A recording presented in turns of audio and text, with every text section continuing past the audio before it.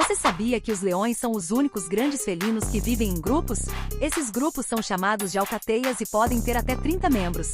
Na alcateia, as leoas são as principais caçadoras, enquanto os machos protegem o território. O rugido de um leão pode ser ouvido até 8 quilômetros de distância. Leões passam cerca de 20 horas por dia descansando. Vida boa, né? Eles são caçadores astutos e coordenam ataques em grupo para pegar presas maiores. Curiosidade extra: um leão pode chegar a correr até 80 quilômetros por hora em curtas distâncias. Impressionante, né? Deixe seu like e siga para mais curiosidades sobre o mundo animal.